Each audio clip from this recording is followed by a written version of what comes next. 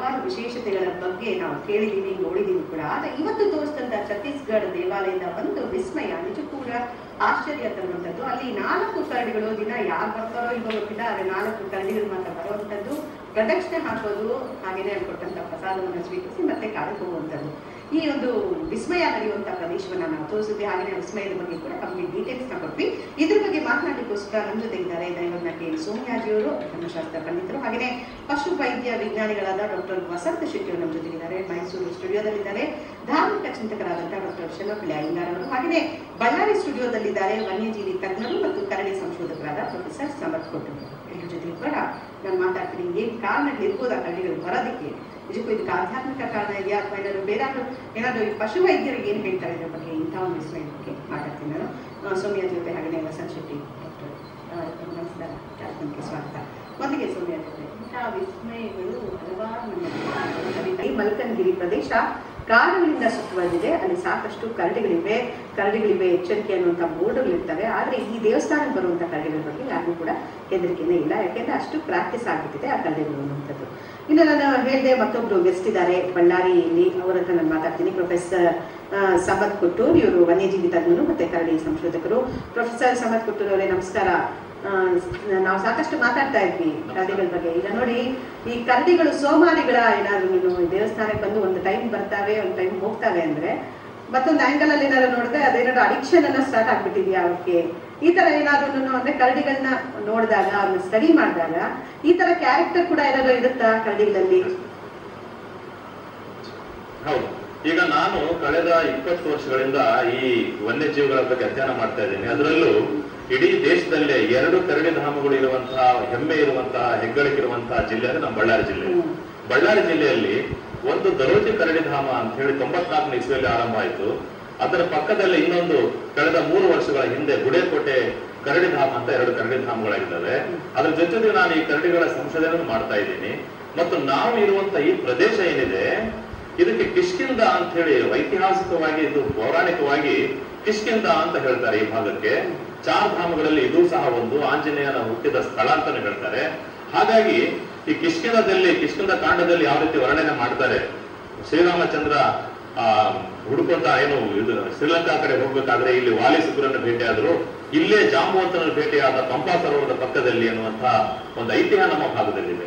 ಆದರೆ ಈ ನಾವು ಕರಡಿ ಧಾಮದಲ್ಲಿ ಮತ್ತು ಗುಡೇಕೋಟೆದಲ್ಲಿ ಎಲ್ಲಾ ಕಡೆ ಕರಡಿಗಳನ್ನು ಅಧ್ಯಯನ ಮಾಡಿದಾಗ ನನ್ಗೆ ಅನಿಸುತ್ತೆ ಅಂತ ಹೇಳಿದ್ರೆ, ಕರಡಿಗಳ ಪ್ರಧಾನವಾದ ಆಹಾರ ಇರುವೆಗಳು ಮತ್ತು ಗೆದ್ದಲು. ಜಗತ್ನಲ್ಲಿ 8 ತರಹದ ಕರಡಿಗಳಿದ್ದಾವೆ. ಅವುಗಳ ಬಾಯಿಯಲ್ಲಿ 42 ಹಲ್ಲಿದ್ರೆ ನಮ್ಮ ಭಾರತೀಯ ಕರಡಿಗೆ 40 ಮಾತ್ರ. ಮೇಲಿನ ಬಾಚಿ ಹಲ್ಲುಗಳು ಅದರಲ್ಲಿ ಇಲ್ಲ. ಇದಕ್ಕೆ ಕಾರಣ ಏನಂತ ಹೇಳಿದ್ರೆ, ಇದು ಗೆದ್ದಲುಗಳನ್ನ ತೆಗೆದುಬಿಟ್ಟು ಉಗುರುಗಳಿಂದ ಬಾಯನ್ನ ಇಟ್ಟು ಜೋರಾಗಿ ಎಳ್ಕೊಳ್ಳುತ್ತೆ. ಆಗ ಗೆದ್ದಲು. ಮತ್ತು ನಾನು PhD ನಾನು ಮಾಡ್ತಾ ಇದ್ದೀನಿ ಅದರಲ್ಲಿ. ಅದರ ಸಂಶೋಧನೆ ಮಾಡ್ಬೇಕಾದ್ರೆ ಅದರ ಸ್ಕ್ಯಾಟ್ ಅನ್ನು ನಾವು ಕಲಿತು, ಅದರ ಮಲವನ್ನ, ಒಳಗಿನ ಮಲವನ್ನ ನಾವು ಅಧ್ಯಯನ ಮಾಡಿದಾಗ 35ರಿಂದ 40% ಅದರ ಸಗಣಿಯಲ್ಲಿ ಗೆದ್ದಲು ಮತ್ತು ಇರುವೆ ಇರುತ್ತೆ. ಸೊ ಹಾಗಾಗಿ ಇರುವೆಗಳ ಕರಡಿಗಳ ಪ್ರಧಾನ ಆಹಾರ, ಕಾಡಿನ ಆಹಾರ ಇರುವೆ ಮತ್ತು ಗೆದ್ದಲು. ಅದು ಬಿಟ್ರೆ ಹಣ್ಣುಗಳನ್ನು ತಿನ್ನುತ್ತೆ. ಆದರೆ ಯಾವಾಗ ಬೇಯಿಸಿದ ಆಹಾರ ಕೊಟ್ಟಾಗ ಏನಾಗುತ್ತೆ, ಅದು ಬಹಳ ಬೇಗ ಆಕರ್ಷಿತ ಆಗುತ್ತೆ. ಬೇಯಿಸಿದ ಆಹಾರ, ಕುದಿಸಿದ ಆಹಾರ, ಅದಕ್ಕೆ ಯಾವ ತರ ಮನುಷ್ಯನಿಗೆ ಅಡಿಕ್ಷನ್ ಆಗ್ತದೆ, ನಾವೇನು ಚಹಾ ಮತ್ತು ಬೀಡಿ ಸಿಗರೇಟ್ ಸೇರುವಂತ ಚಟ ಹೀಗೆ ಅಂದ್ಕೊಳ್ಳುತ್ತೆ, ಹಾಗೆ ಬೇಯಿಸದ ಆಹಾರ ಅದಕ್ಕೊಂದು ದುಶ್ಚಟವಾಗಿ ಅಂದ್ಕೊಂಡ್ಬಿಡುತ್ತೆ. ಇದರಿಂದ ಅದರ ದೇಹದಲ್ಲಿರುವಂತಹ ಅಪಾರ ಬದಲಾವಣೆ ಆಗುತ್ತೆ.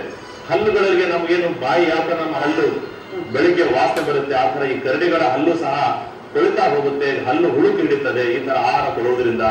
ಆದರೆ ವೈಜ್ಞಾನಿಕವಾಗಿ ಹೇಳೋದಾದ್ರೆ ಈ ಕರಡಿಗಳಿಗೆ ಈ ಆಹಾರ ಕೊಡುವುದರ ಒಂದು ಏನಿದೆ ಆಕರ್ಷಣೆ ಇದೆ, ಅದರಿಂದಾಗಿ ಅಲ್ಲಿ ಬರ್ತಾ ಇದೆ ಹೊರತು ಬೇರೆ ಯಾವುದೇ ಕಾರಣ ಇಲ್ಲ. ಅಲ್ಲಿ ಸ್ಪಷ್ಟವಾಗಿ ನಾವು ಇಲ್ಲಿ ನೋಡ್ತೇವೆ, ಹಂಪಿ ಕನ್ನಡ ವಿಶ್ವವಿದ್ಯಾಲಯದಲ್ಲಿ ನಮ್ಮ ಪ್ರೊಫೆಸರ್ ವಿವೇಕ್ ರೈ ಅವರು ಇದ್ದಾಗ ಕರಡಿಗಳು ಅಲ್ಲಿ ಹಾಸ್ಟೆಲ್ ಹಿಂದೆ ಬರ್ತಾ ಇದ್ವು. ಪ್ರತಿದಿನ ಬಂದ್ಬಿಟ್ಟು ಅಲ್ಲಿ ಬಿಸಾಕಿದ ಅನ್ನವನ್ನು ತಿಂತಾ ಇದ್ವು. ಇದರಿಂದ ಹಂಪಿ ವಿಶ್ವವಿದ್ಯಾಲಯ ತುಂಬಾ ಕರಡಿಗಳು ಓಡಾಡ್ತಾ ಇದ್ದು ನಾವು ಕಂಡ್ವಿ. ಅವಾಗ ನಾವು ಸಲಹೆ ಕೊಟ್ವಿ, ಈ ತರ ಅನ್ನವನ್ನ ಹೊರಗೆ ಚೆಲ್ಲಬೇಡಿ, ದಯವಿಟ್ಟು ಅದನ್ನ ನಿಲ್ಲಿಸಿ ಅಂತ ಹೇಳಿದಾಗ ಅದನ್ನ ಕಡಿಮೆ ಆಯಿತು. ಈಗ ಕರಡಿಗಳ ಸಮಸ್ಯೆ ಕಡಿಮೆ ಆಗಿದೆ. ಹಾಗಾಗಿ ನಾವು ಆದಷ್ಟು ಪ್ರಯತ್ನ ಮಾಡಿ ಎಲ್ಲ ಕಡೆ ಇದೆ. ನಮ್ಮ ಕರ್ನಾಟಕದಲ್ಲಿ ಬಹಳಷ್ಟು ಹಳ್ಳಿ, ಕರಡಿ ಸಿದ್ದಾಪುರ ಅಂತಿದೆ, ಹಾವೇರಿಯಲ್ಲಿ ಒಂದು ದೇವಸ್ಥಾನ ಕರಡಿ ಬರುತ್ತೆ, ಗುಡೇಕೋಟೆದಲ್ಲಿ ಮಾರಮ್ಮನ ದೇವಸ್ಥಾನ ಪ್ರತಿದಿನ ಕರಡಿ ಬರುತ್ತೆ, ಅಲ್ಲಿ ಪಂಚಲಿಂಗೇಶ್ವರ ಅಂತ ದೇವಸ್ಥಾನ ಇದೆ. ಪ್ರತಿ ಅಮಾವಾಸ್ಯೆ ದಿನ ಅಲ್ಲಿ ಪೂಜೆ ಮಾಡ್ತಾರೆ. ಪೂಜೆ ಮಾಡಿ ಹಣ್ಣು ಕಾಯಿ ಮತ್ತು ಬೆಲ್ಲ ಏನು ಸಿಹಿ ತಿನಿಸನ್ನ ಹಾಕೋಗಿರ್ತಾರೆ. ಆಗ ಕರಡಿ ಬಂದು ಅಲ್ಲೆಲ್ಲ ಅದನ್ನ ತಿಂದು ಹೋಗುತ್ತೆ.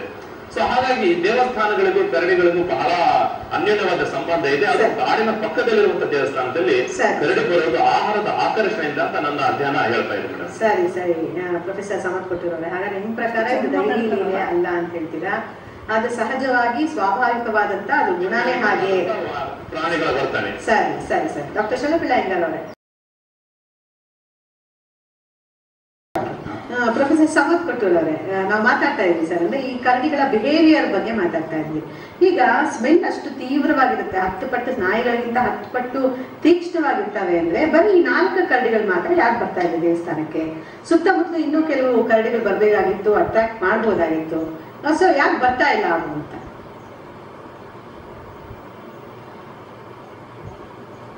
ಉದಾಹರಣೆ ಕೊಡ್ತೀನಿ ಮೇಡಮ್. ಯಾವಾಗ್ಲೂ ಕರಡಿ ತಾಯಿ ಮರಿ ಹಾಕಿದ್ಮೇಲೆ ಮರಿಗಳ ಜೊತೆಗೆ 2.5 ವರ್ಷ ಇರ್ತದೆ. ಮರಿಗಳನ್ನ ತನ್ನಲ್ಲಿ ಸಾಕಿರುತ್ತೆ 2.5 ವರ್ಷ. ಆಮೇಲೆ ಗಂಡನ್ನ ಹತ್ರ ಬಿಟ್ಕೊಳ್ಳಲ್ಲ. ಯಾವಾಗ್ಲೂ ಇದು ಒಂಟಿಯಾಗಿರುವಂತಹದ್ದು ಮತ್ತು ಗಂಡನ್ನ ಹತ್ರ ಬಿಟ್ಕೊಳ್ಳಲ್ಲ. ಆದ್ರೆ ಇಲ್ಲಿ ಹೊರಗೆ ಕಾಯ್ತಿರುವಂತಹದ್ದು ಅದು ಒಂದು ತನ್ನ ಹಿಂದಿನ ಒಂದು ಮರಿ ಆಗಿರ್ಬೇಕದು. ತನ್ನದೇ ಅಂತ ಒಂದು ಮರಿ ಆಗಿರುತ್ತೆ, ಅದು ಕುಂತ್ಕೊಂಡಿರ್ಬಹುದು. ಆದ್ರೆ ನಾವು ನಮ್ಮ ದರೋಜಿ ಕರಡಿ ಧಾಮದಲ್ಲಿ ನಾವು ಏನು ಇಷ್ಟು ವರ್ಷ ನೋಡ್ತಾ ಇದ್ದೀವಿ, ಹೆಣ್ಣು ಮರಿಗಳ ಜೊತೆ ಇದ್ದಾಗ ಗಂಡನ ಯಾವುದೇ ಕಾರಣಕ್ಕೂ ಹತ್ರ ಬಿಟ್ಕೊಳ್ಳಲ್ಲ. ಇಷ್ಟೊಂದು ಜಗಳ ಆಗುತ್ತೆ, ಜಗಳ ಆಡಿಸಿ ಓಡಿಸ್ಬಿಡುತ್ತೆ. ಯಾಕಂದ್ರೆ ಗಂಡು ಮರಿಗಳನ್ನ ಸಾಯಿಸಿ ತನ್ನ ಜೊತೆಗೆ ಮತ್ತೊಂದು ಸಾರಿ ಕೂಡುವಂತ ಸಾಧ್ಯತೆ ಇರುತ್ತೆ ಅಂತ ಹೇಳಿ ಒಂದೇ ವಿಷಯ. ಎರಡನೇ ವಿಷಯ ಅಂತ ಹೇಳಿದ್ರೆ ಕೇವಲ ಎಲ್ಲಾದ್ರೂ ಕೊಡಿ ಕರಡಿ ಬರುತ್ತೆ. 2 ಮರಿಗಳ ತರ ಕಾಣ್ತಾ ಇದಾವೆ. ಇನ್ನೆರಡೂ ಕೂಡ ದೊಡ್ಡ ದೊಡ್ಡದಾಗಿದ್ದಾವೆ, ದಷ್ಟು ಪುಷ್ಟವಾಗಿದ್ದಾವೆ. ಅಂದ್ರೆ ಆಕಾರ ಇದು ನೋಡಿದಾಗ ಮರಿ ತರ ಹೌದು ಹೌದು. ಅವು 2.5 ವರ್ಷದವರೆಗೆ ಮೇಡಮ್ ಅದು 6 ತಿಂಗಳಲ್ಲೇ ಬಹಳ ದೊಡ್ಡ ಗಾತ್ರಕ್ಕೆ ಬೆಳೀತವೆ. 2.5 ವರ್ಷದವರೆಗೂ ತಾಯಿ ಜೊತೆ ಇರ್ತವೆ. ಹಾಗಾಗಿ ನೋಡಿದ್ರೆ ತಾಯಿ ಅಷ್ಟೇ ಗಾತ್ರ ಇರುತ್ತೆ. ಕರಡಿಗಳಲ್ಲಿ ಗಂಡು ವಯಸ್ಕ ಗಂಡು ಬಹಳ ದೊಡ್ಡದಾಗಿರುತ್ತೆ, ದಪ್ಪ ಇರುತ್ತೆ. ಹೆಣ್ಣು ವಯಸ್ಕ ಹೆಣ್ಣು ಸಣ್ಣದಾಗಿರುತ್ತೆ. ಅದು ಮತ್ತು ಬೆಳೆದಂತಹ ಮರಿಗಳು ಒಂದೇ ಗಾತ್ರದಲ್ಲಿ ಕಾಣ್ತವೆ. ಹಾಗಾಗಿ ಇಲ್ಲಿ ಬರ್ತಾ ಇರೋದು ತಾಯಿ ತನ್ನ ಮರಿನ ಕತ್ತು ಬರ್ತಾ ಇದೆ. ಮುಖ್ಯವಾಗಿ ತಾಯಿನೇ ಯಾಕೆ ಬರುತ್ತೆ ಅಂತ ಹೇಳಿದ್ರೆ ತನ್ನ ಮರಿಗಳಿಗೆ ಹಾಲು ಕೊಡಬೇಕಾದ್ರೆ ತನಗೆ ಆದಷ್ಟು ಹೆಚ್ಚು ಪುಷ್ಟಿಕರವಾದಂತಹ ಆಹಾರ ಸಿಗಬೇಕು. ಹಾಗಾಗಿ ಸುಲಭವಾಗಿ ಆಹಾರ ಸಿಗುವಂತಹ ಸ್ಥಳ ಅಂತ ಹೇಳಿದ್ರೆ ಈ ದೇವಸ್ಥಾನ. ಆರಂಭದಲ್ಲಿ ಯಾವುದೇ ಕಾರಣಕ್ಕೆ ದೇವಸ್ಥಾನದ ಜನರಿಂದ ಇದಕ್ಕೆ ಅಪಾಯ ಆಗಿಲ್ಲ. ಇದನ್ನು ನೋಡಿ ಅದರ ವರ್ತನೆಯಲ್ಲಿ ಬದಲಾವಣೆ ಮಾಡಿಕೊಂಡು ಅದು ಸೌಮ್ಯವಾಗಿ ವರ್ತಿಸ್ತಾ ಇದೆ. ಇವರು ನನಗೆ ವೈರಿಗಳೆಲ್ಲ ಎನ್ನುವ ಭಾವನೆ ಅದಕ್ಕೆ ಬಂದಿದೆ. ಎರಡನೇ ಒಂದು ಉದಾಹರಣೆ ನಾನು ಕೊಡ್ಲಿಕ್ಕೆ ಇಷ್ಟಪಡ್ತೇನೆ. ನಮ್ಮ ದರೋಜಿ ಕರಡಿ ಧಾಮದ ಪಕ್ಕದಲ್ಲೇ ಒಂದು ದೇವಲಾಪುರ ಅಂತ ಒಂದು ಹಳ್ಳಿ ಇದೆ. ಆ ಹಳ್ಳಿಯಲ್ಲಿ ಅಂಗನವಾಡಿ ಶಾಲೆಯಲ್ಲಿ ಬೆಲ್ಲವನ್ನ ಸಂಗ್ರಹಣೆ ಮಾಡಿರುತ್ತೆ. ಬೆಲ್ಲ ಮತ್ತು ಇತರ ಆಹಾರ ಪದಾರ್ಥಗಳನ್ನು ಸಂಗ್ರಹ ಮಾಡಿಟ್ಟಿದ್ರು. ಅಲ್ಲಿ ಮಾತ್ರ ಪ್ರತಿ ವರ್ಷ 1 ಸಾರಿ 2 ಬಾರಿ ಆ ಕರಡಿ ಬಂದು ಕನ್ನ ಕೊರೀತದೆ. ಗೊತ್ತಿರ್ಬೇಕು, ಕನ್ನ ಕೊರೆದ್ರೆ ಗೋಡೆಗೆ ರಂಧ್ರವನ್ನ ಮಾಡೋದು. ಈ ತರ ರಂಧ್ರವನ್ನ ಮಾಡಿ ಬೆಲ್ಲವನ್ನ ತಿಂದು ವಾಪಸ್ ಹೋಗುವಂತ ಉದಾಹರಣೆ ಪತ್ರಿಕೆಯಲ್ಲೂ ಬಂದಿದೆ.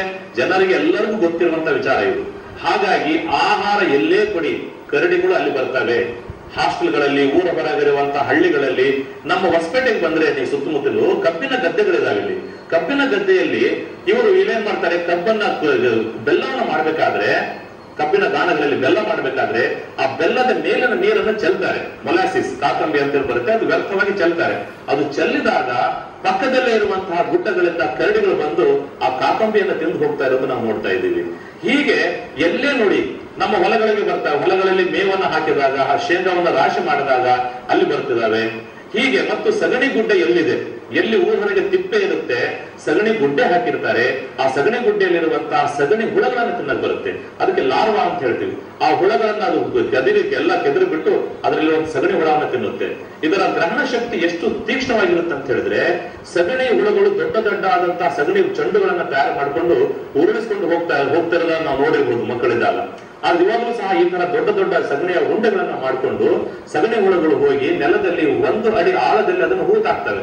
ಆ ಸಗಣಿ ಒಳಗಡೆ ಆ ಉಂಡೆಯಲ್ಲಿ ಮೊಟ್ಟೆ ಇಡ್ತವೆ. ತದನಂತರ ಅದನ್ನು ಮುಚ್ಚಿ ಹಾಕ್ತವೆ ಸಗಣಿ ಹುಳಗಳು. ಆ ನಂತರ ಕೆಲವು ತಿಂಗಳ ನಂತರ ಅದರಲ್ಲಿರುವಂತಹ ಹುಳ ಆ ಸಗಣಿಯಲ್ಲಿರುವಂತಹ ಪೋಷಕಾಂಶವನ್ನ ಸೇವಿಸಿ ಅದು ದೊಡ್ಡದಾಗಿ ದಪ್ಪನಾಗಿ ದಷ್ಟಪುಷ್ಟ ಆಗುತ್ತೆ. ಇಂಥ 1 ಅಡಿ ಕೆಳಗಿರುವಂತಹ ಸಗಣಿ ಹುಳವನ್ನ ಈ ವಾಸನೆ ಮೂಲಕ ಇದು ಮೂಸಿ ನೋಡಿ ಅದನ್ನೇ ಬಗೆದು ಅದನ್ನ ಆಹಾರವನ್ನ ಅದನ್ನ ಸೇವನೆ ಮಾಡುತ್ತೆ. ನಾನೊಂದು ಪುಸ್ತಕವನ್ನು ಬರೆದಿದ್ದೇನೆ, ದರೋಜಿ ಎಕಲಾಜಿಕಲ್ ಡೆಸ್ಟಿನೇಷನ್ ಅಂತ ಹೇಳಿ. ಅದರ ಬಗ್ಗೆ ವಿವರವಾಗಿರುವಂತಹ ಒಂದು ಇದನ್ನ ನಾನು ಬರೆದಿದ್ದೇನೆ. ಇದರಲ್ಲಿ ಸ್ಪಷ್ಟವಾದಂತಹ ಇದರ ಮಾಹಿತಿ ನಾನು ಕೊಟ್ಟಿದ್ದೇನೆ. ಈ ಒಂದು ಅಧ್ಯಯನದ ಮೇಲೆ ನಾವು ಹೇಳಬೇಕು ಹೊರತು ನಂಬಿಕೆ, ನಮ್ಮ ನಂಬಿಕೆ ಅದು ಒಳ್ಳೆಯದು, ನಾವು ನಂಬಬೇಕು, ಆದರೆ ಅದು ಸಾರ್ವಕಾಲಿಕ ಆಗಬಾರದು, ಸಾರ್ವಕಾಲಿಕ ವೈಜ್ಞಾನಿಕ ಆಧಾರವಾಗಿರಬೇಕು ಅಂತ ನನ್ನ ಅಭಿಪ್ರಾಯ.